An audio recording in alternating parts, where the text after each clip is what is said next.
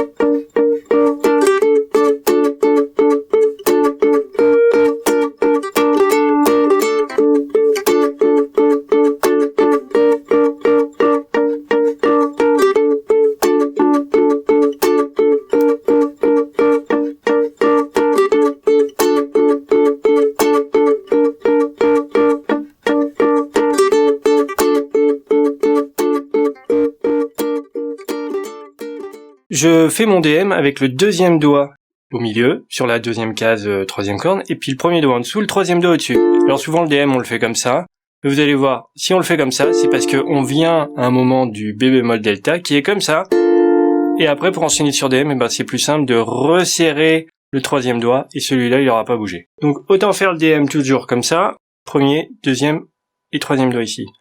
Toujours comme ça dans cette chanson. Je plaque, pouce, index majeur annulaire, un doigt par corne. Et après, j'ai plus qu'à jouer la bonne corne, c'est que de l'arpège. Majeur, index, annulaire. Les trois cordes à vide. Et après, une fois avoir plaqué les trois cordes du haut, majeur, index, pouce et le B bémol delta. Où là on voit premier doigt première case, deuxième doigt deuxième case, troisième doigt troisième case. Et là j'ai plaqué les quatre cordes. J'ai plus qu'à arpéger, majeur, index. Les quatre croches, je vais les jouer en maintenant ce deuxième doigt ici. Ça sert à rien, parce qu'on ne joue pas cette note, mais elle va nous servir parce qu'il faut vite revenir sur le DM. Une fois qu'on a joué quatre croches, ça va vite. Et comme ça, au moins, celui-là, il est déjà posé.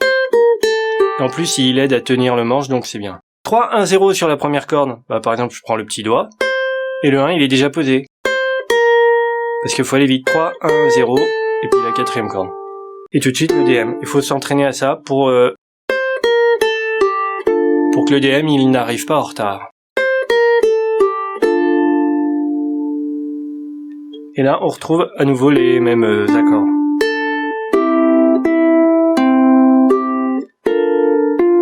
Trois, 4, 1, 2, 3, 4. Cette empreinte, c'est la même qu'on retrouve 5, 6, 7, 8. Si on a changé de case et de corde aussi, on a descendu. On plaque, majeur, index, annulaire. Je glisse mon premier doigt à 3 et je glisse mon troisième doigt à 5. En fait, cette empreinte, c'est la même. C'est comme si je glissais mon empreinte de 2 cases. Je retire le majeur et je rajoute le petit doigt. Donc normalement, elles sont faciles à enchaîner. Je peux plaquer avec pouce index majeur ou index majeur annulaire. C'est pareil. Et puis après, deuxième, troisième corde. Ici, il y a 6, 0. Pour aller au 6, je mets mon petit doigt ici, mais j'ai pas besoin de tout bouger. Et je fais 6, 0. Et là, mon premier doigt, il se met là à 3, sans bouger le petit doigt. On est en troisième position. Troisième position, c'est dire premier doigt, troisième case, et puis ainsi de suite. Ça veut dire deuxième doigt, quatrième, et troisième doigt, cinquième case, et puis le petit doigt à 6. Donc normalement, ils sont bien à leur place. Cette empreinte, je la laisse tout appuyer. Et ça va résonner pendant 6 temps. Donc 1, 2, 3, 4, 1, 2, première corde à vide, et le 6 il est déjà posé, je l'ai maintenu, et là, dernière empreinte de l'intro, barré à 4, et deuxième doigt à 5 sur la deuxième corde. Et je plaque les deux cordes du bas. Troisième, deux cordes, deuxième corde, quatrième corde, première corde. Là c'est très long, donc dans le riff j'ai compté les temps, j'avais un métronome dans l'oreillette, pour me dire quand il fallait partir et que ça soit la même durée que dans le clip original. Mais en vrai, le son il tient plus, donc vaut mieux démarrer le riff quand on le sent. Je renchaîne tout en comptant les temps. 3, 4, 1, 2, 3, 4, 1, 2, 3, 4, 1, 2, 3, 4, 1, 2, 3,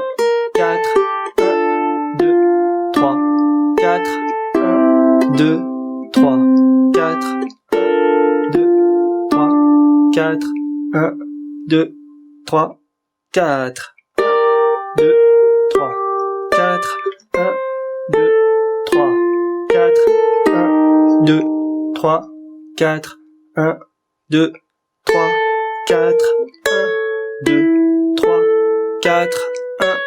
Et là j'arrête de compter. Le riff, 2 empreintes. La première, je la joue comme ça. Ma phalange, elle appuie sur les 4e et 3e cordes. 2e case. Mais on peut le faire aussi avec 2 doigts, avec le premier doigt sur la 3e corde et le 2e doigt au-dessus, sur la 4e corde. Pourquoi au-dessus? Parce que l'empreinte suivante, c'est 2 et 3. Et si je le fais comme ça, bah, j'ai juste à déplacer mon majeur. L'index, il est déjà en place. Il bougera plus comme ça. Ok? Si je le fais avec le barré, si vous le faites avec le barré comme moi, quand on va à la 2e empreinte, on retire le barré. On peut pas le maintenir. Pourquoi? Parce qu'un jour, quand on compliquera, on aura besoin de jouer la corde à vide. Et c'est plus compliqué, plus tard, de maintenir le barré, de le retirer pour se remettre comme ça. Autant se mettre comme ça tout de suite. Ok? Donc vous me voyez faire comme ça et comme ça. Mais vous pouvez faire autrement ou comme ça, c'est très bien aussi. La façon la plus simple de jouer le riff, c'est de faire 8 bas sur chaque empreinte. Je vais faire mes bas avec le pouce. Et je vais buter. Buter, ça veut dire que je vais me reposer sur une autre corde. Et là, j'attaque la 4e et 3e corde. Et mon pouce, il se repose sur la 3e. Comme ça, je suis sûr de pas la jouer.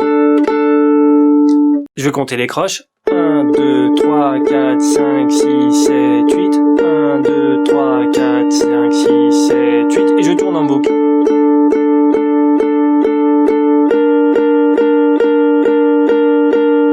J'essaye que le pouce, quand il attaque, les 2 cordes soient assez simultanées. Bon, c'est pas parfait, mais faut pas que ça soit ça. Là, on entend qu'elles sont trop l'une après l'autre. Je complique en faisant ça.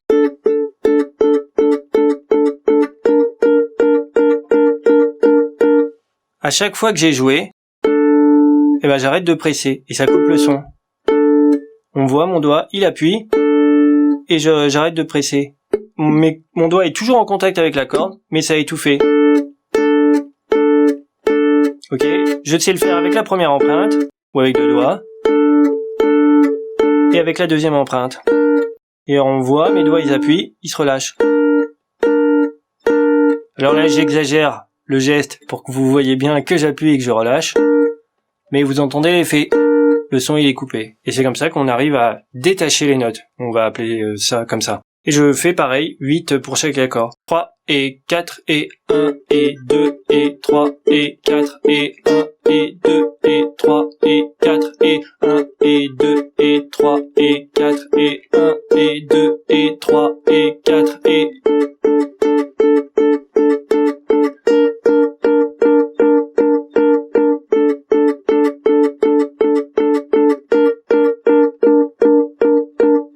Complication supplémentaire, je vais jouer plus fort la 3e et 7e croche sur la première moitié. Et si je compte les temps, ça fait 2e et 4e temps, c'est ce qu'on appelle l'afterbeat. Pour jouer l'afterbeat, je vais jouer avec l'index. Comme ça, avec le pouce, j'ai un son mat. Et avec l'index, qui descend, j'ai un son brillant. Et si en plus, je suis un petit peu vif quand je fais mon bas, j'essaye de jouer que 2 cordes, donc je fais un petit geste. Mais ça m'empêche pas d'être vif. Et d'être un peu nerveux et d'essayer de rentrer dans les cordes pour jouer plus fort. Et ça va faire 3 et 4 et 1 et 2 et 3 et 4 et 1 et 2 et 3 et 4 et 1 et 2 et 3 et 4 et 1 et 2 et 3 et 4 et 1 et 2 et 3 et 4 et 1 et 2 et 3 et 4 et...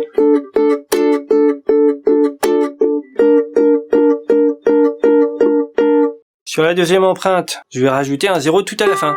Donc je fais mes 8 croches. 1, 2, 3, 4, 5, 6, 7, 8 et je rajoute un et vraiment très très bref. Et ça va être juste la 4e corde à vide. Et je vais faire un O avec le pouce. Après on peut faire avec l'index. Et si jamais je jouais 2 cordes, eh ben ça marche aussi, il n'y a pas d'importance. Donc moi des fois quand je fais mon O, je joue 2 cordes. Et ça gêne pas du tout. C'est mieux d'entendre peut-être que la 4e, mais voilà. On n'est pas perfectionniste. Et on le tourne en boucle. Je vais compter 1 et 2 et 3 et 4 et sur la première moitié pour accentuer le 2 et le 4. Après, je compte les croches. 1, 2, 3, 4, 5, 6, 7, 8 pour dire le et. 3 et 4 et 1 et 2 et 3 et 4 et 1, 2, 3, 4, 5, 6, 7, 8 et 1 et 2 et 3 et 4 et 1, 2, 3, 4, 5, 6, 7, 8 et 1 et 2 et 3 et 4 et 1, 2, 3, 4, 5, 6, 7, 8 et 1 et 2 et 3 et 4 et 1, 2, 3, 4, 5, 6, 7, 8 et 1 et 2 et 3 et 4 et 1, 3, 4, 5, 6, 7, 8 et 1.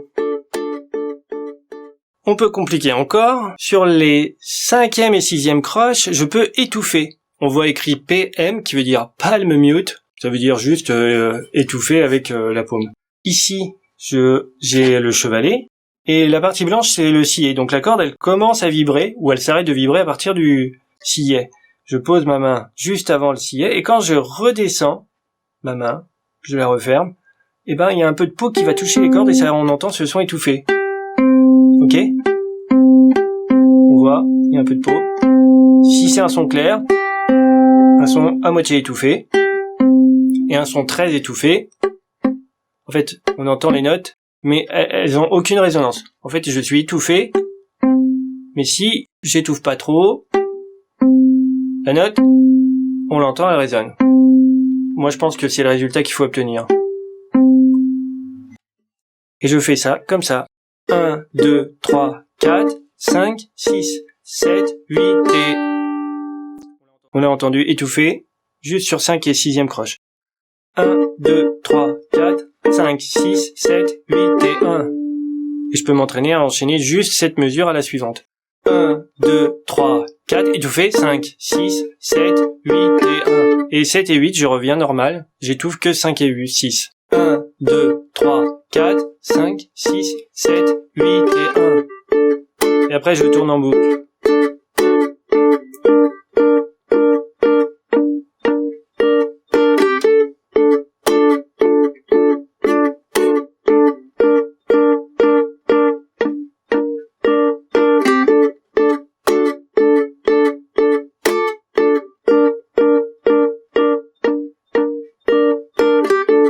Et après, j'accélère. 3 et 4 et 1 et 2 et 3 et 4 et 1, 2, 3, 4, 5, 6, 7, 8 et 1 et 2 et 3 et 4 et 1, 2, 3, 4, 5, 6, 7, 8 et 1 et 2 et 3 et 4 et 1, 2, 3, 4, 5, 6, 7, 8 et 1 et 2 et 3 et 4 et 1, 2, 3, 4, 5, 6, 7, 8 et 1.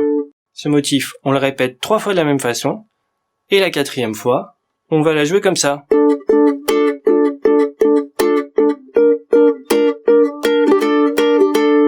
Ok ? Sur la première empreinte, j'ai pas changé, et sur la deuxième empreinte, j'ai commencé comme la première, c'est-à-dire avec l'octave beat, en faisant 1 et 2, et là j'ai l'empreinte, la corde à vide, et la première empreinte. Donc, sur la 4e corde, on entendrait 3, 0, 2, 3, 0, 2. À ce moment-là, j'ai pas touché mon empreinte. Comme ça. Et j'ai fait... C'est comme la première empreinte, sauf que je repars pas pour pas me redéplacer, c'est un peu pénible. Moi, je préfère mettre le deuxième doigt. Ce qui compte, c'est d'entendre 3, 0, 2, 3, 0, 2. Moi, je fais un haut sur le 0, mais on peut faire un bas. Aucun souci. Une fois qu'on l'a, on essaye dans le contexte, juste cette formule. 1 et 2 et 3 et 4 et 1 et 2 et on recommence.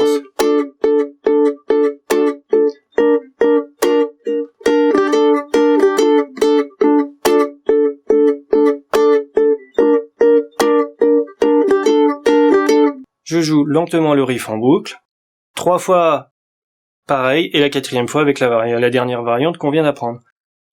3, 4, 1 et 2 et 3 et 4 et 1, 2, 3, 4, 5, 6, 7, 8 et 1 et 2 et 3 et 4 et 1, 2, 3, 4, 5, 6, 7, 8 et 1, 2 et 3 et 4 et 1, 2, 3, 4, 5, 6, 7, 8 et 1 et 2 et 3 et 4 et 1 et 2 et 1 et 2 et 3 et 4 et 1, 2, 3, 4, 5, 6, 7, 8 et 3 et 4 et 1, 2, 3, 4, 5, 6, 7, 8 et 1, 2, 3, 4, 1, 2, 3, 5, 6.